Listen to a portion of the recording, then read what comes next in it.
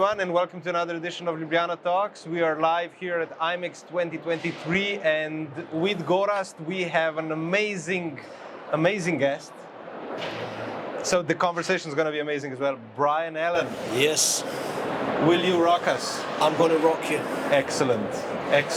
Not only in June, right? Brian, you know, I've seen you perform at the ICCA Congress this year in Krakow. Well, it was last year, yeah, but it was just a couple of months ago.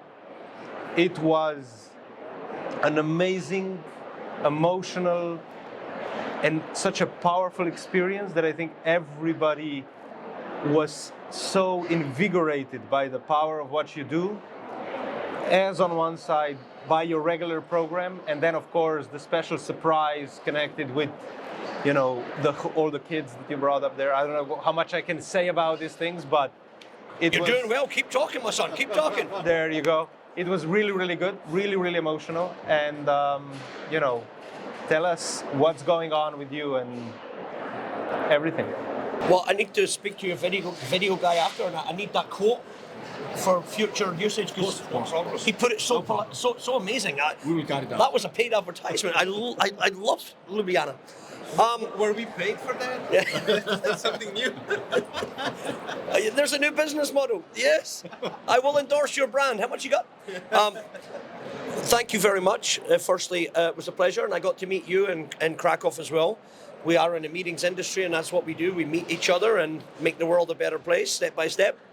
ICCA was an incredible experience for me, probably the most incredible experience I've had in my life until I energized the World Ice Hockey Championships 2 weeks ago in Tampere. But apart from that, yeah, the ICCA one was on an emotional level, was the most emotional moment of my life. Ian Bittran, my crazy Manchester United fan, and Arve Lindgren von Visit Bergen lobbied ICCA and said, you need to have this guy in Krakow. That's how the story happened, because he does something unique and he's got a great story. And somehow ICCA said yes, and the next minute I'm on stage in front of 850 people from over 100 countries, making them sing like a choir. And then I did the keynote presentation at the end, and it was just, I think, because I knew there was 120 kids backstage and nobody in the audience knew, it was such an incredible moment that I just kept thinking to myself, they have no idea. They have no idea what's coming. And I have this really bad habit of not looking at the speaker clock because, you know, I don't know why, but power speaking is something new for me. And I keep forgetting you're supposed to look at the clock, so I almost always run over. And the lady that was running the stage was really a typical ICCA, you know, employee. Got to be, I understand her, that's her job. And I looked down and I saw, oh my God, I haven't even brought the kids out yet and I'm done. And I'm thinking, it's the final day. I think they're going to remember what's just about to happen. I think they can't stop me. So I'm just going to keep going, if you remember. So I took the guitar and I said, everybody, I would like you to sing with the children in solidarity with them. Can you just sing the chorus of this song? Stand up and be counted. Stand as one united. Stand up for humanity. ICCA, stand up. And they were kind of average, to be honest. They were tired after 3-4 days. And I said, well, that was kind of cool, but, you know, can we do something a little bit? I think you need a little bit of help. And I think the next moment will live in everybody's memory for life. It was one moment that I think made that Congress, not just because it was the first live Congress and all this, but it was such an impactful moment and the message was so strong. And I mean, the whole program you've done with what was happening in Ukraine, the response, we're talking to the kids and engaging the kids, you know, through the singing and the workshops. I think that's amazing. Are you still doing this? Yes, I am. But I have to give you my favorite moment of that day. One was the gentleman who's the vice president of ICCA. He said to me it was the best moment of the entire conference right after it. Really? Yes. Senatov? I don't know. And that was quite touching for me. But this Polish guy, he just killed me. He was a really typical Slavic man, you know, and he's like, Brian, you know, when you ask everybody to say thank you to the people of Poland who helped the Ukrainian children and the people, I get lump in my throat, you know. And then you play this video of your project for last 9 months going around Poland helping these children. I got 2 lumps in my throat, you know. But I'm a strong Polish guy and I control myself, you know. And then you brought out the children. That was it.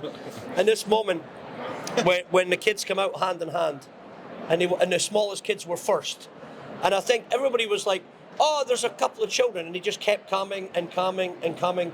Then I asked everybody to get out of your seats, come down here, and enjoy this moment with the children.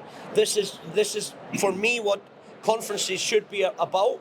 And when you're making a conference, I was energizing young leaders today here for IMEX, and I told these budding event people, feel is the hardest thing to put into a conference. The hotel, the pillows, the napkins, the food choices, the political correctness, this is bread and butter. The hardest thing to put into a conference is to make them feel. And it's the only thing they remember. You know? Look, I believe music is universal language. Everybody understands. The only one. Also the events. This is what I believe. So what can you say about it? The church is expert in that. You know, they're doing that show for ages. So basically, they know how to bring emotions. Yeah? The church was very smart. They tapped into the biggest spiritual, social element to humanity, and they used it to their advantage. I actually have a keynote presentation all about that, about the role of music throughout history and business, and how from the days of the cavemen and cave women, we were sitting around a campfire. You remember, Ika? And you're sitting around a campfire. So that's the beginning of our industry. The first job was a meeting planner. When you think about humanity, He was the guy starting the fire. or it might have been a girl. We don't know. What's gonna be the setup? Oh, we're gonna do it here. Yeah, that's it. We're going to do it here, and we have 6, 7, 8, 9 stones. We need another stone. Okay, and what are we going to eat? Catering. Right? get a Catering. log, Go get some fish. Go get some fish, and we need some security. You get some logs. Okay, now what else do we need? And music. I'm pretty sure when they went to the other village, you know, for a festival, the same guy was like, well, but the berries weren't that good. They didn't ferment long enough. We do it better. If it was me, it would be different. Yeah. You know? And that's actually Brian, what kind of music do you listen to, actually, privately? anything that moves me. Okay. If I'm doing fitness, I like pumping music, you know, to give you the energy. There's an incredible book you should buy called The World in 6 Songs, and the author's a neurologist. I hate that word. I can say it better in Polish. Neurolog. He's a neurolog. Thank you so much, Stephanie. Neurologist. That's it. And he's also a musician. He talks about the effect that music has on our brain, and it's incredible. And one of the things that he says is, when you're sad, you should listen to sad songs. And I was reading this book going, what? He goes, because it makes you feel better because you realize that somebody else has felt the way you're feeling. And I thought, well, that's an interesting way to put it, that you're not alone, that somebody else. Music, rock, basically. I like soft melodic rock. Yeah. Anything, actually. But now I'm really, this experience with these children has really opened up Pandora's box for me. Because now I just did the choir at the World Ice Hockey Championships. We did the choir at... And did you bring the kids? The kids were local, or did you bring the kids from Poland? Well, this is a crazy idea. You know, first, this happened 2.5 months ago.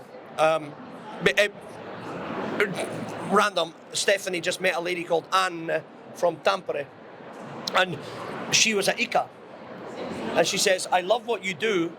Can I get you into the Finnish market to energize conferences? Would you be interested? And I said, of course. And then she said, by the way, the World Ice Hockey Championships are coming here, co-hosted by Riga and by Tampere.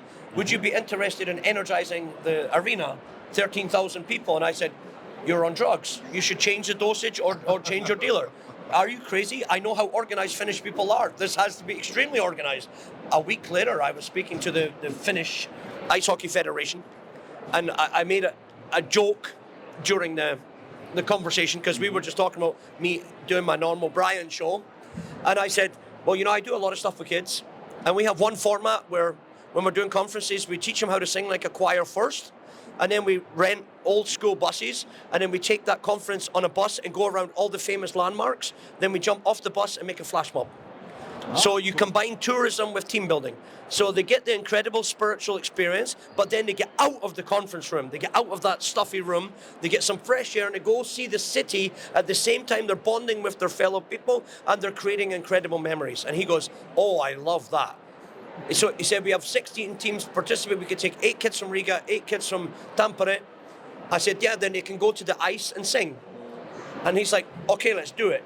And I went, okay, so we need a song like We Are the World or something, for them to sing. And he said, yeah. And I was just joking again. I said, I'm a songwriter. I could just write a song for you. And he goes, okay. I went, what? What? We have 2 people on drugs on this call. Finland is going downhill. And then he said, yes. I said, what's your slogan? He said, we live the game. We live the game. We live the game. Okay. And a couple of days later, I was sitting with my daughter and she said, Daddy, have you wrote the song yet? And I said, no, your daddy only writes sad songs. And there's more depressed people in the world, darling, than there is happy. So your daddy's on to a winner here. I write love me songs or I'm going to die without you songs. And she said, but Daddy, come on, you can do it. She goes, what's the slogan? I said, we live the game. She went, we live the game. I went, do that again. She goes, we live the game. I went, oh, we live the game, party people everywhere. We live the game, put your hands up in the air. We live the game in the blood, pumping through our veins. We live the game, live the game, live the game. Top, bravo. Just as quick as that, I did it right now. And she said to me, did you just make that up? I went, yeah. She goes, Daddy, you just wrote your first happy song. Can you repeat this, Jan? Can you repeat this song? No. He will. It's playing in your country right now. So, yeah. So, and then the kids came with me to Nokia Arena, and I performed in front of 13,000 people with the kids. Wow. And I just, the children had a memory that they will never forget for the rest of their lives. And it was like I said at ICCA, I challenge everybody here to involve local communities in your events. Some way, engage them. Don't just put them in an auditorium and just get somebody on the stage. This is the same as Shakespeare times. This is what we did during